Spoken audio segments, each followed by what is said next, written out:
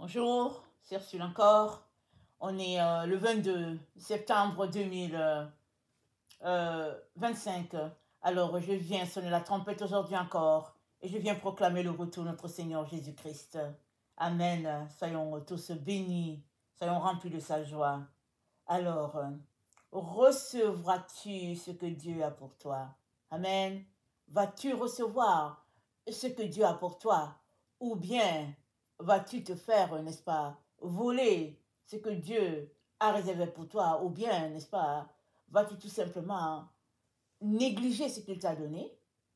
Ou tout simplement tu ne sais même pas qu'il te l'a donné, tellement tu es plongé dans les choses de la terre que tu n'arrives pas à reconnaître le temps de ta visitation. Voilà, n'est-ce pas, ces temps dans lesquels on est sur la terre. Alors, vous savez, ça bouge un peu partout. Que ce soit au niveau physique, que ce soit au niveau spirituel, n'est-ce pas, ça bouge. Alors, il y en a, n'est-ce pas, pour qui tout est cool, parce qu'ils ne voient pas ce qui se passe. Tout est bien, parce que leur chair est bien, alors ils ne voient pas que ça bouge. Et pourtant, ça bouge. Et Jésus-Christ, n'est-ce pas, se fait présent sur la terre, d'une manière ou d'une autre, n'est-ce pas? Alors, est-ce que tu vas recevoir ce que Jésus-Christ a pour toi, ou bien tout simplement tu vas passer à côté? Alors, on va regarder l'histoire des 10 lépreux. Amen, l'histoire des 10 lépreux. Ça se trouve dans Luc 17. Alors, ce sont ces 10 lépreux-là, n'est-ce pas, qui sont allés vers Jésus parce qu'ils avaient besoin de guérison. Nous savons que les lépreux, n'est-ce pas, sont isolés de leur famille et ils vivent dans un endroit, n'est-ce pas, reclus, juste pour eux, entre eux là-bas. Et même quand la famille vient déposer de la nourriture, on dépose la nourriture à distance et les lépreux, n'est-ce pas, apprennent, n'est-ce pas, à vivre ensemble en communauté, puisque maintenant, ils sont exclus. Alors, Jésus se rendant à Jérusalem, passait entre la Samarie et la Galilée. Comme il entrait dans un village, 10 lépreux vinrent à sa rencontre, se tenant à distance. Ils élevèrent la voix et dirent: Jésus, Maître, aie pitié de nous. Dès qu'il les eut vus, il leur dit: Allez vous montrer au sacrificateur. Et pendant qu'ils allaient, il arriva qu'ils furent guéris. Amen. L'un d'eux, se voyant guéri, revint sur ses pas. Glorifiant Dieu à haute voix, il tomba sur sa face aux pieds de Jésus et lui rendit grâce. C'était un Samaritain. Jésus, prenant la parole, dit: Les 10 lépreux n'ont-ils pas été guéris? Et les 9 autres, où sont-ils? Ne s'est-il trouvé que cet étranger pour revenir et donner gloire à Dieu? Puis il lui dit, lève-toi, va, ta foi t'a sauvé. Amen. Donc voilà la merveilleuse histoire de ces 10 lépreux. Un seul, n'est-ce pas, a été sauvé. Et dans le 8 secondes, n'est-ce pas, c'est pas tellement mentionné. Et j'ai lu une autre version, n'est-ce pas, c'est dit dans cette version que plus tard, les 9 qui avaient reçu leur guérison et qui ne sont pas revenus rendre grâce ont regagné encore la lèpre. Alors, on pourrait se demander, est-ce que c'était un état d'esprit? On ne peut pas savoir toutes ces choses-là. Il y a des choses qui sont cachées, n'est-ce pas, à notre compréhension. Mais toujours est-il que ce jour-là, il venait de croiser le roi des rois, le Seigneur des seigneurs, celui-là annoncé par les prophètes Ésaïe, Jérémie, Ézéchiel et puis tout, celui-là qui guérissait, qui ressuscitait, celui-là qui pouvait tout faire parce qu'il était l'envoyé de Dieu sur la terre, il était le Fils de Dieu. Les prophètes l'ont annoncé. Les 10 lépreux venaient de le rencontrer. Quelle rencontre extraordinaire! Et ils n'ont pas laissé passer l'occasion, n'est-ce pas?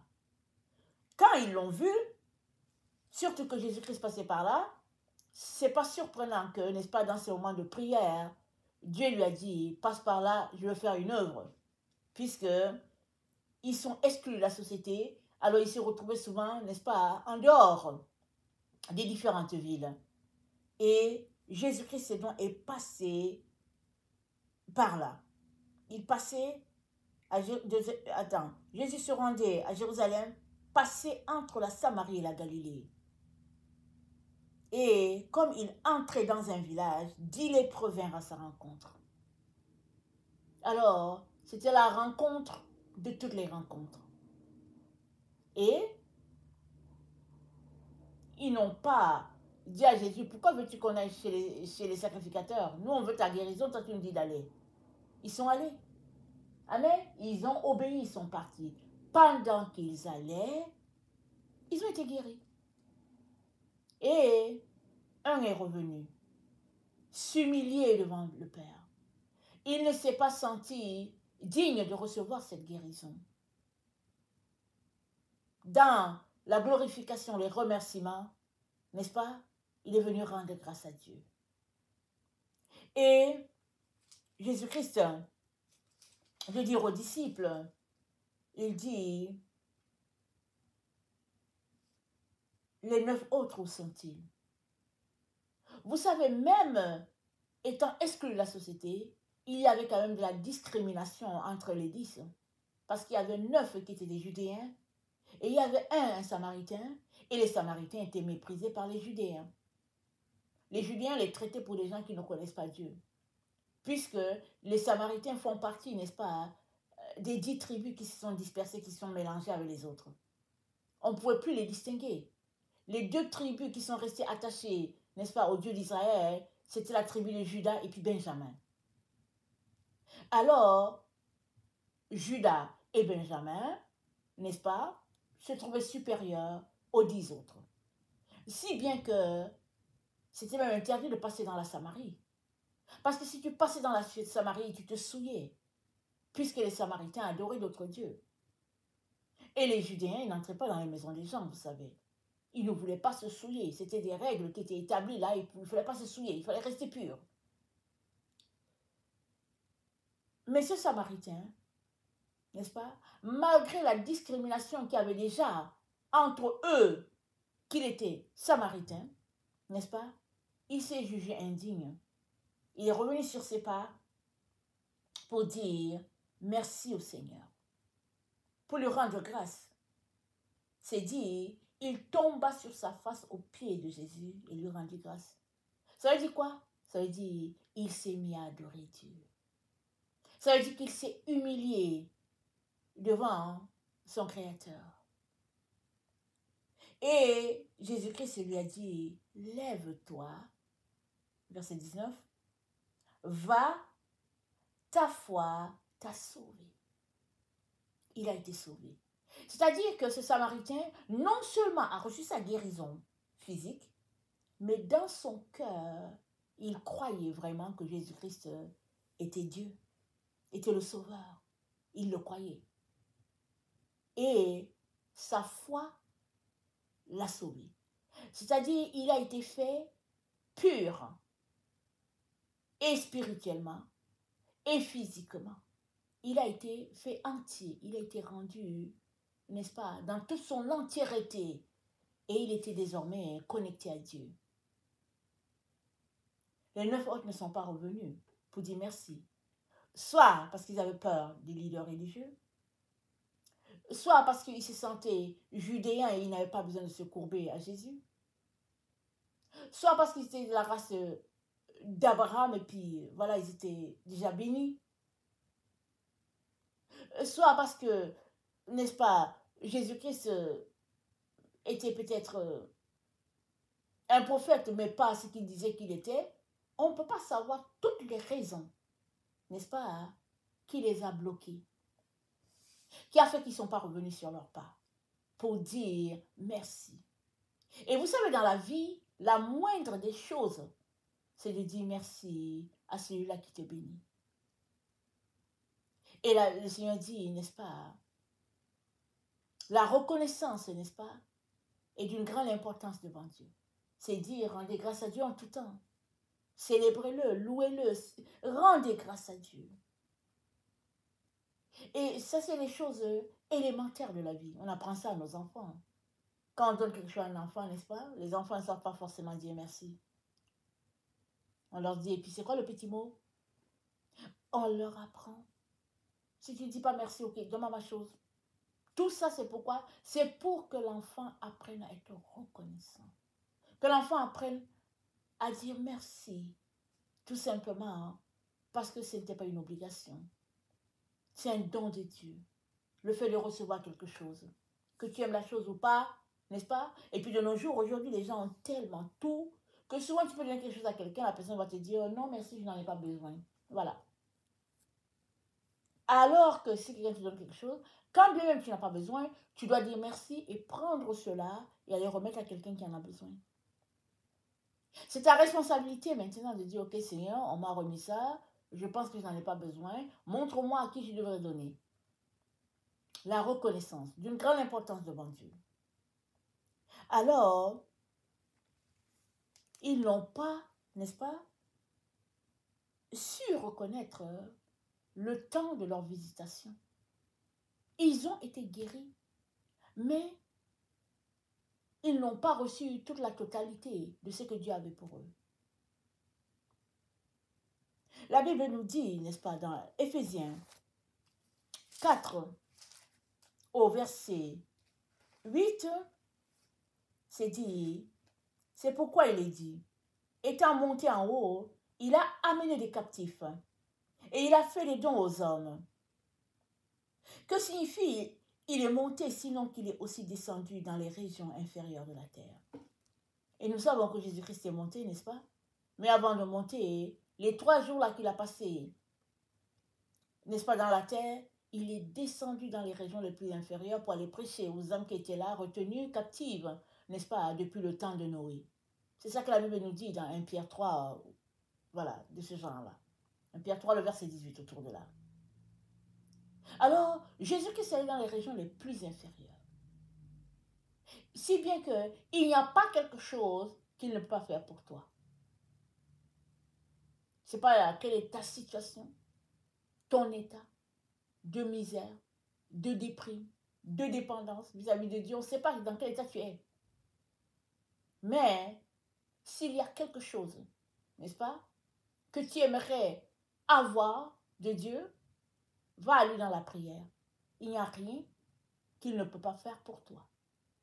Parce que autant il est monté, autant il est descendu. Autant, n'est-ce pas, il était dans la gloire, autant il s'est rabaissé tellement, si bas, qu'il peut pourvoir à tous tes besoins.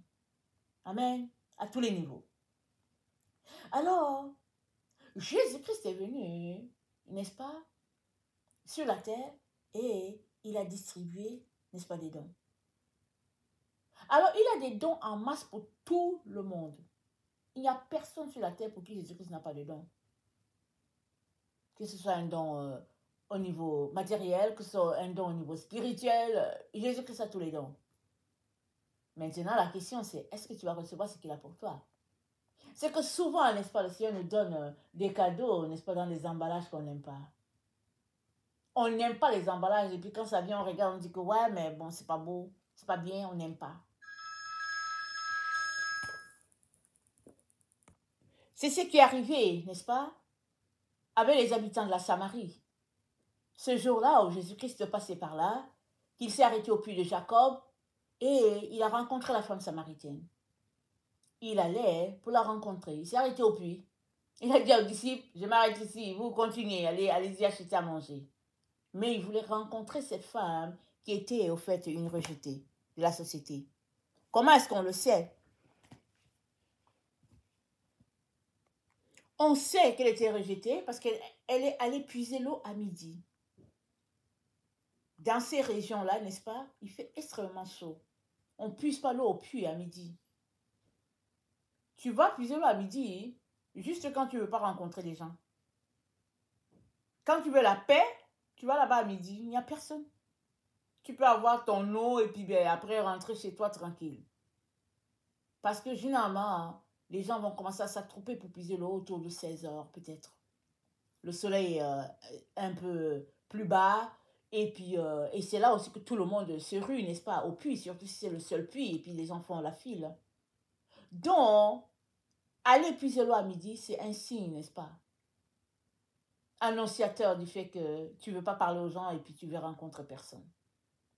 Jésus-Christ était là pour la rencontrer. Alléluia et Amen.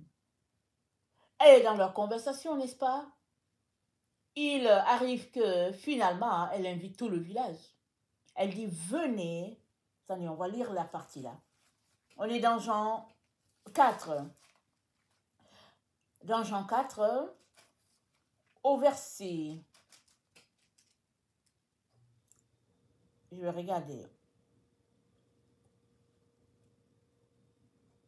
Verset 29. Jean 4, verset 29, elle dit, « Venez voir un homme qui m'a dit tout ce que j'ai fait. Ne serait-ce point le Christ ?» On ne sait pas ce qu'elle a fait, cette femme-là. Mais il se pourrait, n'est-ce pas, que le fait qu'elle avait eu, je pense, attendez, Jésus-Christ lui a dit, « Tu as dit vrai, parce que tu as eu... je ne sais pas combien de maris, tu as ici un mari et celui avec qui tu es n'est pas ton mari. » Donc, elle était avec le 6e homme. Est-ce qu'elle prenait le mari des autres femmes? Qu'est-ce qui se passait avec elle? Est-ce que ses maris mouraient? On ne sait pas plus, n'est-ce pas? Mais il y a un sous-entendu, c'est comme s'il y avait quelque chose qui se passait dans cette zone-là avec cette femme-là. Alors, elle était comme une rejetée. Et elle dit aux gens, venez voir, n'est-ce pas? Quelqu'un qui m'a dit tout ce que j'ai fait. Est-ce que ce ne serait pas, n'est-ce pas, celui-là qui a été annoncé? Est-ce que ce ne serait pas le Christ? Ils sont venus et ils ont demandé à Jésus de rester encore 2 jours avec eux. Jésus-Christ est resté encore 2 jours avec eux. Et écoutez ce qu'ils ont dit à la femme après. Au verset 40. Aussi, quand les Samaritains vinrent le trouver, ils le prièrent de rester auprès d'eux et il resta là 2 jours. Un beaucoup plus grand nombre crurent à cause de sa parole. Et il disait à la femme, ce n'est plus à cause de ce que tu as dit que nous croyons, car nous l'avons entendu nous-mêmes. Et nous savons qu'il est vraiment le sauveur du monde. Jésus-Christ est venu donner des dons. Amen. Il est venu distribuer des dons, délivrer les captifs et tout. Et cette femme, n'est-ce pas, a été faite évangéliste par Jésus. Il n'y avait pas un autre moyen pour lui d'appeler les gens du village. Il est passé par l'histoire de cette femme-là, et la femme-là a lancé l'appel. Tout le monde a accouru. Les gens voulaient savoir, n'est-ce pas, si ce qu'il a dit de cette femme-là est vraiment vrai. Parce que cette femme, elle a dû faire des choses terribles. On ne sait pas c'est quoi. Ils sont venus. Et ils lui disent, ce n'est plus à cause de ce que tu nous as dit. Hein. Nous-mêmes, on l'a entendu. Qu'est-ce qu'ils sont en train de dire à la femme? Ils lui refusent, n'est-ce pas, le fait qu'elle les a appelés. Il dit, c'est pas à cause de ce que tu nous as dit. Nous-mêmes, on l'a entendu. Amen. Mais ça ne change pas le fait que c'est elle qui les a appelés. Ça ne change pas le fait que sur le calendrier du Père, ou bien sur la liste du Père, elle est une évangéliste. Parce que c'est elle qui les a invités à venir écouter quelqu'un. Et à cette personne, ils ont dit de rester avec eux pendant 2 jours. Donc, on ne peut pas enlever la base. La base, c'est que la femme samaritaine les a d'abord appelés. Ils ne peuvent pas l'enlever. Mais ils ont dit, c'est pas à cause de ce que tu nous as dit. Hein. Nous-mêmes, on l'a entendu. Mais ils pouvaient aussi dire, écoute, nous sommes contents pour tout ce que tu nous as dit. Mais nous sommes encore plus contents parce que nous avons aussi entendu de nos oreilles. Mais ils ont dit, ce n'est pas à cause... Attendez. Ils ont dit... Ils disaient à la femme, ce n'est plus à cause de ce que tu nous as dit. C'est plus à cause de ça. Nous-mêmes, on a entendu et puis on peut certifier qu'il est enfant de Dieu, qu'il est le Messie qui va venir. Alors, tout cela pour dire que il arrive très souvent que Dieu nous donne des dons, il nous assigne un rôle et les gens refusent. Soit parce que à leurs yeux, tu ne fais pas. La femme samaritaine, peut-être qu'à leurs yeux, c'était une prostituée. Donc, ou bien le simple fait que c'était une femme, ça faisait que il n'y avait rien peut-être de bon qui pouvait sortir de là.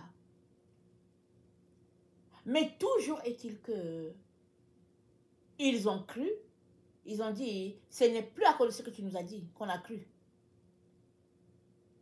Nous-mêmes, on l'a entendu. Mais le fait qu'ils aient entendu Jésus n'exclut pas le fait qu'elle leur a parlé de lui. Amen. Ça ne doit pas être exclu. Ça doit être ajouté à ce qu'elle leur a dit. Mais eux, ils ont retiré ça, ils ont dit nous-mêmes. Toujours est-il que, n'est-ce pas, Dieu donne des dons à tout le monde. Très très souvent, ça vient seulement dans les emballages qu'on n'aime pas. Est-ce que tu vas accepter, n'est-ce pas, ce que Dieu a pour toi? Souvent, il arrive qu'il nous donne ceci et puis on ne veut pas.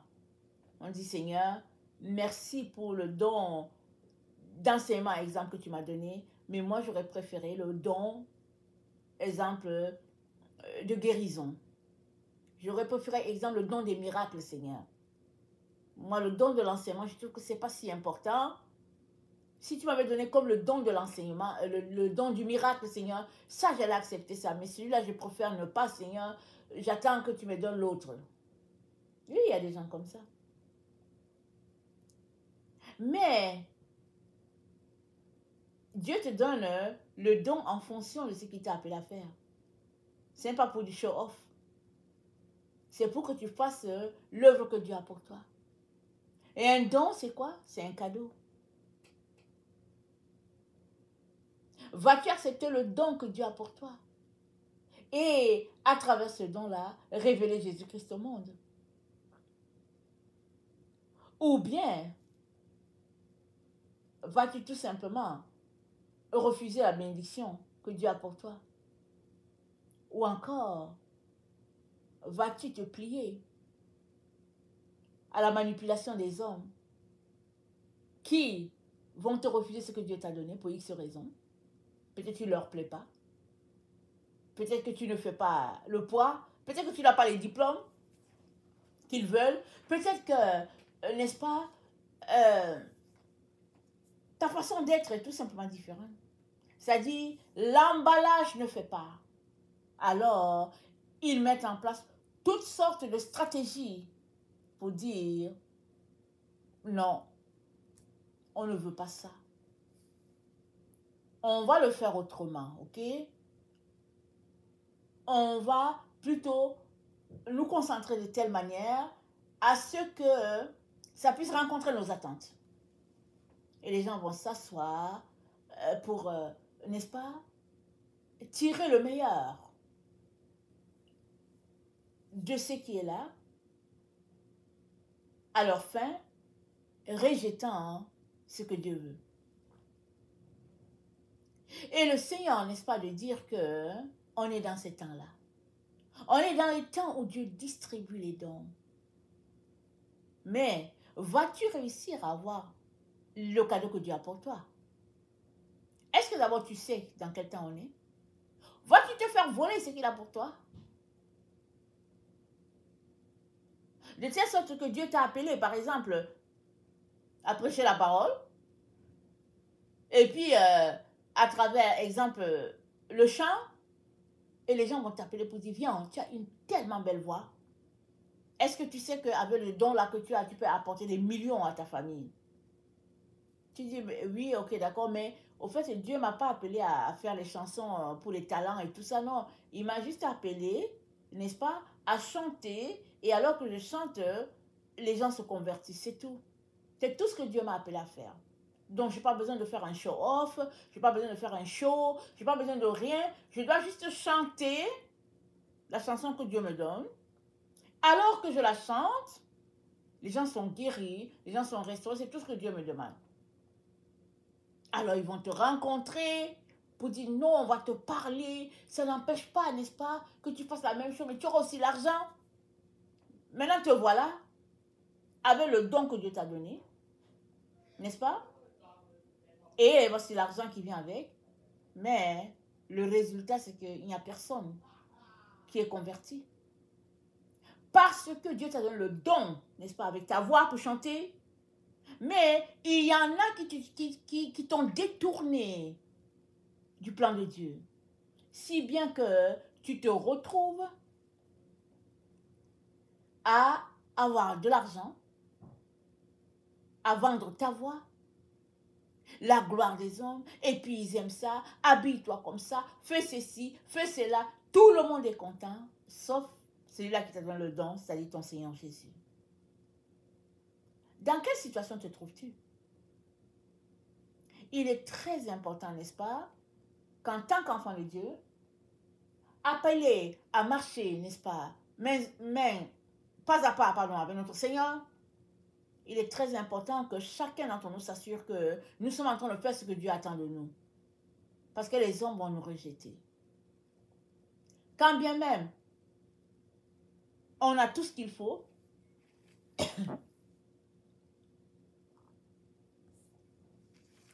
devant Dieu et selon Dieu.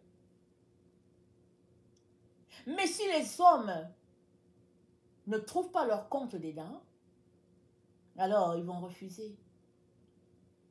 Alors souvent le critère de beauté, n'est-ce pas?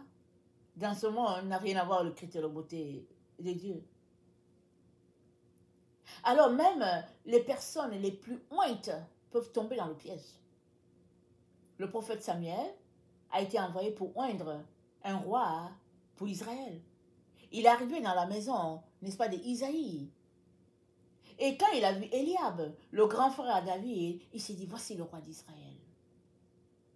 Il était prêt, n'est-ce pas, à verser la corne sur lui, et puis l'Esprit lui a dit, touche pas, touche pas. Tous les garçons d'Isaïe sont passés devant le prophète Samuel. L'Esprit lui dit, non, non, non, non. Samuel était découragé. Alors Samuel demande à Isaïe, mais est-ce que tu aurais un autre enfant à quelque part? Isaïe dit, oui, il est en train de garder les brebis. Il dit, envoyez-le chercher. Alors l'histoire dit que David était petit de taille. Son grand frère Eliab était bien grand, n'est-ce pas? Bien costaud, bien beau là. Dès que David est arrivé, l'Esprit Saint a dit, ouin-le, le voilà. Voilà. Il était petit de taille, paraît-il, qu'il était de petite taille. Rien d'impressionnant. Mais il gardait les brebis, il jouait, n'est-ce pas?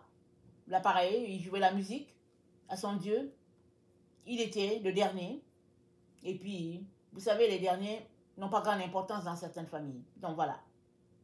Mais c'était là que Dieu avait mis l'onction.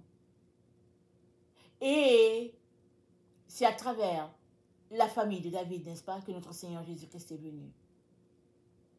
Et c'était le plan de Dieu. Même si tout montrait que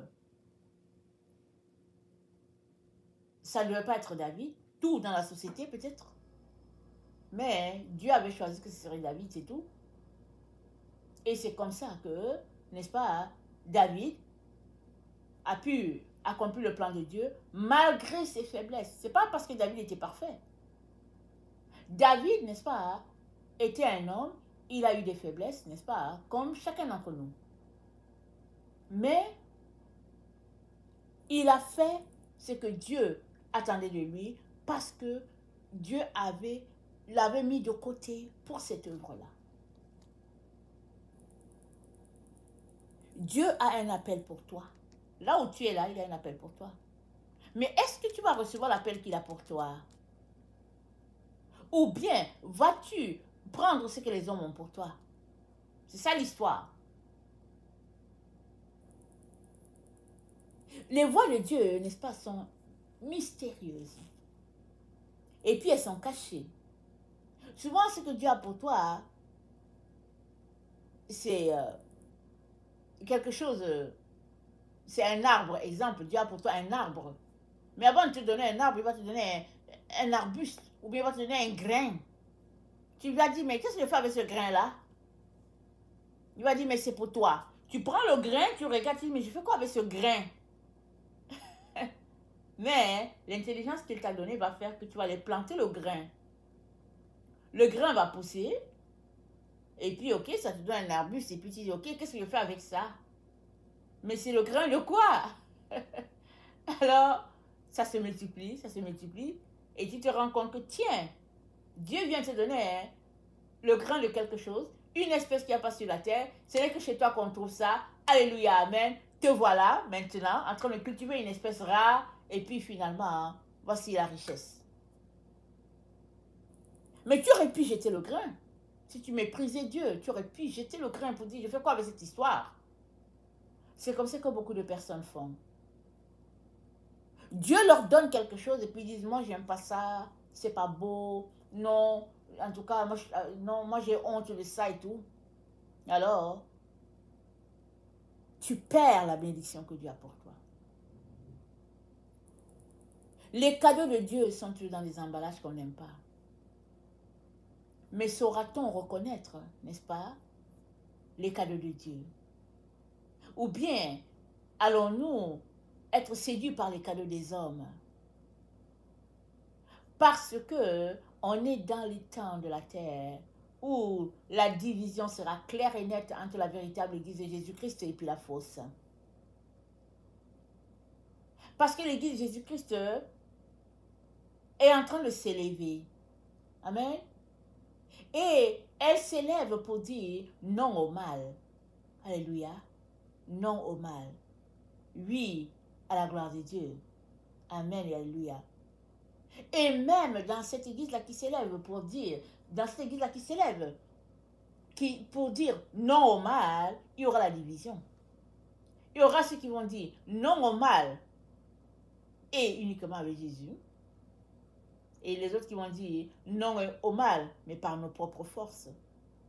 Parce qu'ils refuseront de fonctionner par le Saint-Esprit.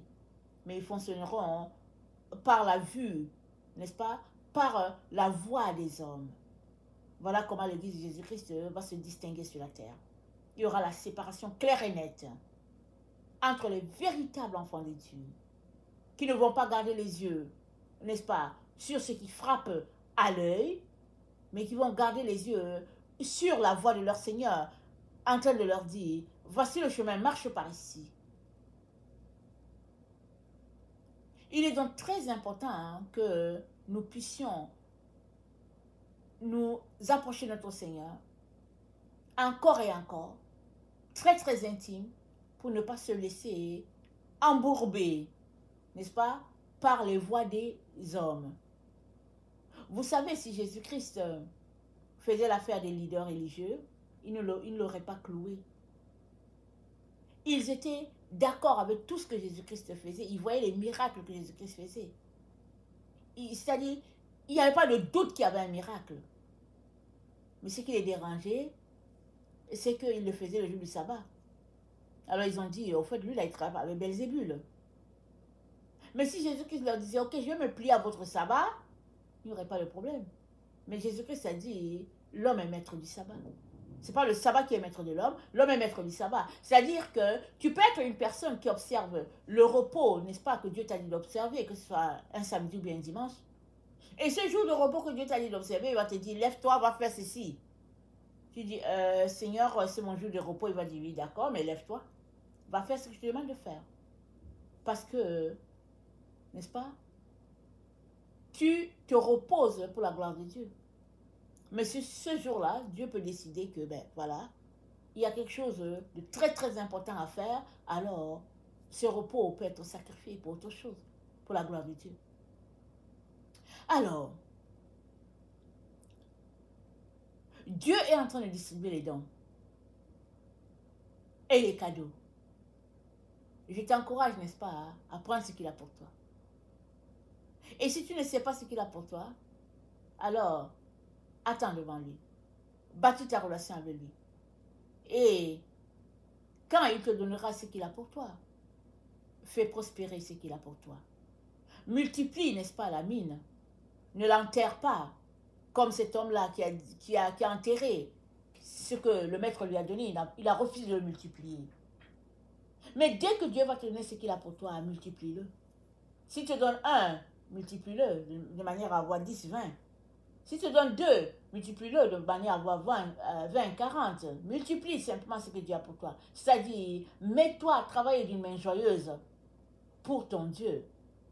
Amen. Parce qu'il t'a vu et il a jugé bon, n'est-ce pas, de te donner cette bénédiction-là. Alors, le lépreux samaritain n'a pas manqué de recevoir ce que Dieu avait pour lui. Il n'a pas manqué. Parce qu'il avait la reconnaissance dans le cœur, il était prêt à apprendre tout ce que Dieu avait pour lui. Les autres, ils sont passés tout simplement à côté. Si proches, mais à côté. Et ce que le Seigneur a pour toi aujourd'hui, c'est ça, c'est cette bénédiction. Une bénédiction, n'est-ce pas, que tu prendrais à bras ouverts, de cœur joyeux, n'est-ce pas, afin de courir avec ce que Dieu a pour toi. Que le Seigneur bénisse sa parole et que sa joie soit notre force en ce jour. Amen. Alléluia. Amen.